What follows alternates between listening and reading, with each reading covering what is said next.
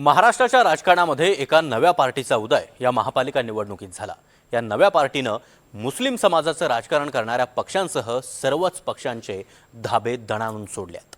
महापालिका निवडणुकीमध्ये फक्त मालेगावमध्ये सत्ता मिळवणारी ही पार्टी आता महाराष्ट्रभर विस्तार करू पाहते। त्यामुळे कुणाला फटका बसणार आणि काय आहेत या पार्टीचं राज्यभरातल्या राजकारणातलं एकूण गणित पाहूयात। इस्लाम पार्टी आता राज्यभर विस्तार करणार। एमआयएम नंतर आता इस्लाम पार्टीची महाराष्ट्रात एंट्री। इस्लाम पार्टीच्या वाढीचा फटका कुणाला आणि फायदा कुणाला? महापालिका निवडणुकीत मालेगावात उधळलेला हा जल्लोष आता संपूर्ण राज्यभर उधळण्याचा निर्धार इस्लाम पार्टीने केला। मालेगावचे माजी आमदार आसिफ शेख यांच्या नेतृत्वाखाली वर्षभरापूर्वीच इस्लाम पार्टीची स्थापना झाली। यंदाच्या मालेगाव निवडणुकीत ऐतिहासिक विजय मिळवत एका इस्लामिक नेतृत्वाचा उदय झाला। आता याच इस्लामी पार्टीचा विस्तार राज्यभर करण्याचा निर्णय घेण्यात आला। मालेगावमध्ये आज राज्यस्तरीय पदाधिकारी बैठक झाली। राज्यासह इतर राज्यातनं पदाधिकारी या बैठकीला आले होते। मोठा प्रतिसाद या अधिवेशनाला मिळाला, त्यामुळे मुस्लिम समाजात एक नवी आशा उंचावली। पहली बार में ही मैं पहले ही बोला था, चौका छक्का में डायरेक्ट अट्ठा मारे हैं साहब ने, आसिफ के साहब फर्स्ट 35 सीट लाना, और जिसमें सभी को बोला था, हर धर्म और समाज के लोगों को इन्होंने बोला था कि आओ इस पार्टी के साथ जुड़ो, ये हम सबको लेके चलने वाली पार्टी है और बुनियादी काम करने वाली है। ये सिर्फ भाषण बोलने पे बात नहीं है इनकी, ये रियल में काम करने वाले लोग हैं। तो इसमें जितने भी लोगों ने टिकट मांगा, आज हिंदू धर्म के जो लोग थे भाइयों ने, उन्होंने 3 टिकट मांगा, 3 टिकट दिए, 10 मांगते 10 देते, वो लोग भी चुन के आए, तो ऐसा 35 सीट आई। ये पार्टी का काम भी करना है, पार्टी को आगे लेके जाना, ये भी हमारा मकसद है। इस्लाम पार्टी में क्यों आता है? इस्लाम पार्टी में ये है कि वो पार्टी जो है तो बड़ा स्टेप टू जो है तो ये पूरा ये काम करते आ रही, और इसका वसूल और इसका सही कोई किसी के इसमें लेना देना नहीं है।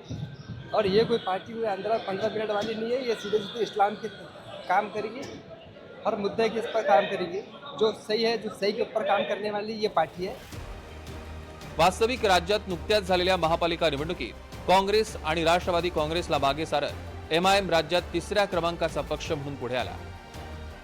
मात्र मालेगावात एमआयएमला माजी आमदार आसिफ शेख यांच्या नेतृत्वाखाली इस्लाम पार्टीनं ब्रेक लावला।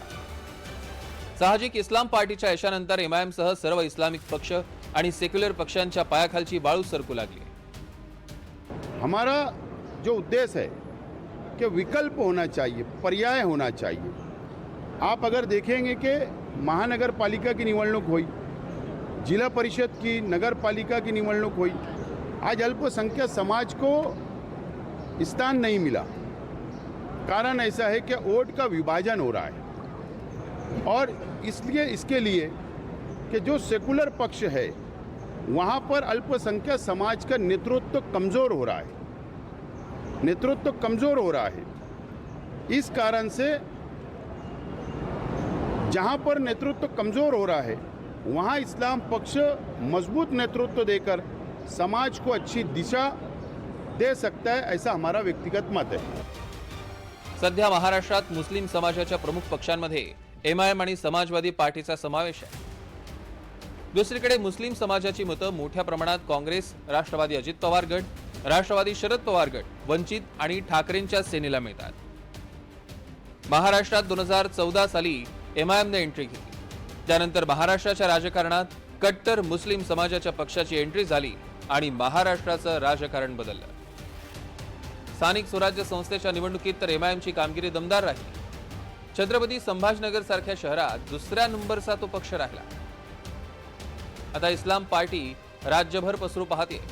इस्लाम पार्टी कोणाला धोक्याची घंटा ठरेल आणि कोणाला त्याचा फायदा होईल हे येणाऱ्या काळातच कळेल। निलेश वाघ, एनडीटीव्ही मराठी, मालेगाव।